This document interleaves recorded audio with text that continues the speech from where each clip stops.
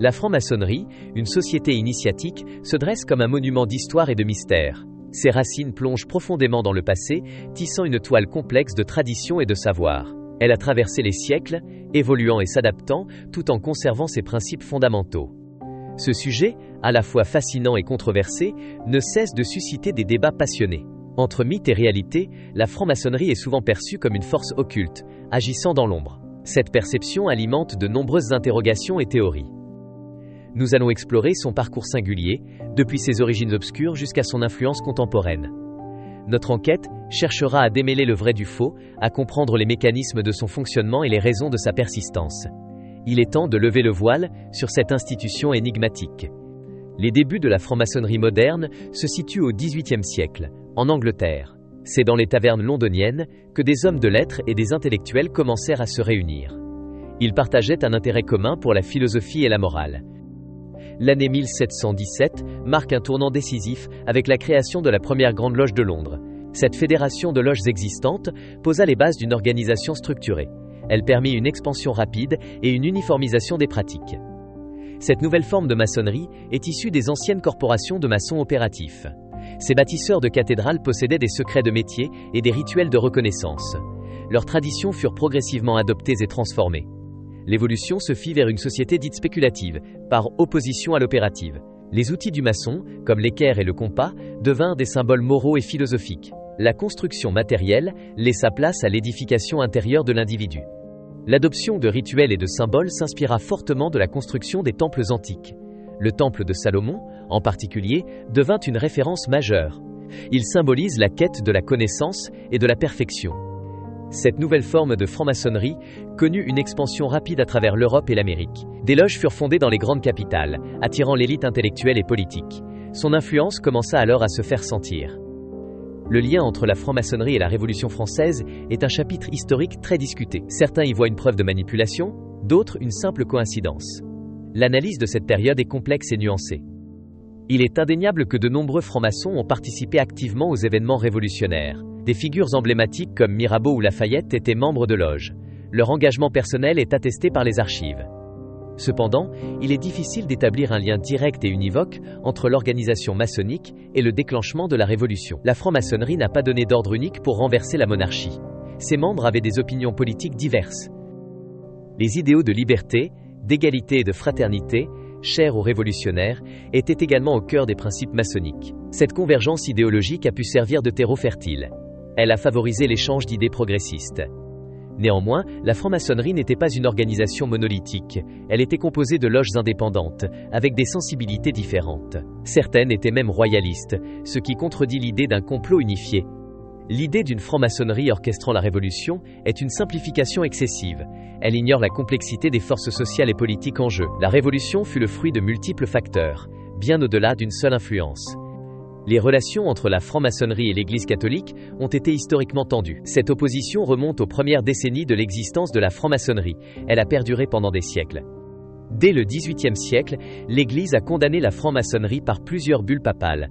La première, In Eminenti de Clément XII en 1738, excommuniait les francs-maçons. Cette position fut réaffirmée par de nombreux successeurs. Les accusations portaient sur une prétendue conspiration contre l'Église et la monarchie. La nature secrète des loges et leurs rituels était perçue comme une menace. L'Église voyait dans la franc-maçonnerie une société subversive. L'Église accusait également la franc-maçonnerie de promouvoir des idées contraires à la foi catholique. Le rationalisme, la tolérance religieuse et la liberté de conscience étaient considérés comme des dangers. Ces principes s'opposaient à la doctrine dogmatique. Cette hostilité mutuelle a alimenté de nombreuses théories du complot.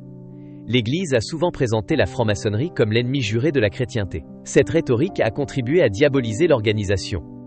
Malgré quelques tentatives de dialogue au XXe siècle, la condamnation de l'Église demeure. Le droit canonique interdit toujours aux catholiques d'adhérer à la franc-maçonnerie. Cette fracture historique persiste encore aujourd'hui. L'histoire révèle la présence de nombreux personnages influents parmi les membres de la franc-maçonnerie. Des figures de la politique, de l'art, de la science et des affaires ont appartenu à des loges. Cette réalité est souvent mise en avant. Des présidents américains comme George Washington, des philosophes comme Voltaire, des musiciens comme Mozart. La liste des francs-maçons célèbres est longue et impressionnante. Leur appartenance est un fait historique documenté. Cette concentration de personnalités éminentes renforce l'idée d'une influence occulte. Pour certains, elle prouve l'existence d'un pouvoir caché. La franc-maçonnerie serait un réseau secret, agissant dans les coulisses du monde. Ses membres notables ont pu échanger des idées et tisser des liens au sein des loges. Cela a pu faciliter certaines carrières ou décisions. Cependant, cela ne prouve pas une manipulation systématique des événements mondiaux. L'influence de la franc-maçonnerie est souvent surestimée par les théories du complot. Elle est présentée comme une force unique et omnipotente. La réalité est plus nuancée, avec des loges aux objectifs divers et parfois contradictoires. Il est important de distinguer l'influence individuelle de certains membres de l'action concertée de l'organisation. La franc-maçonnerie a pu être un lieu de rencontre pour des élites.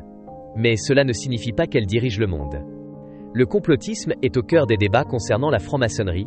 Cette société est l'une des cibles privilégiées des théories conspirationnistes. Son secret et ses rituels alimentent les fantasmes les plus tenaces. Les accusations de manipulation des événements mondiaux sont récurrentes. On lui attribue la Révolution française, la création des États-Unis ou encore les 2 guerres mondiales. La franc-maçonnerie serait derrière chaque grand bouleversement. Des liens présumés avec d'autres organisations secrètes sont souvent évoqués, les Illuminati, les Templiers ou même des sociétés sataniques. Ces associations renforcent l'idée d'un réseau mondial occulte et malveillant. La franc-maçonnerie est accusée de servir des intérêts obscurs, voire diaboliques. On lui prête des objectifs de domination mondiale ou de destruction des religions. Ces allégations sont souvent dénuées de preuves concrètes. L'interprétation des symboles maçonniques est un terrain fertile pour les complotistes. L'œil qui voit tout, l'équerre et le compas, le G au centre de l'étoile. Ces symboles sont souvent détournés de leur sens originel pour prouver des intentions cachées.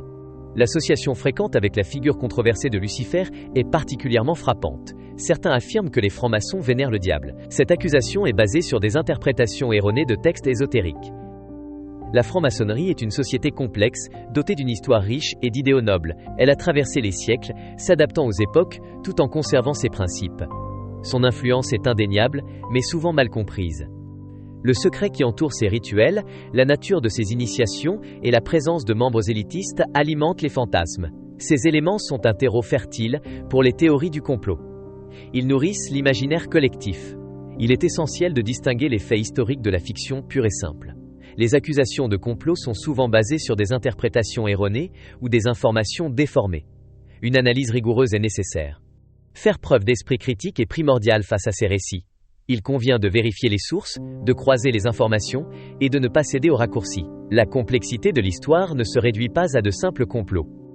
La franc-maçonnerie, avec ses lumières et ses ombres, continue de fasciner.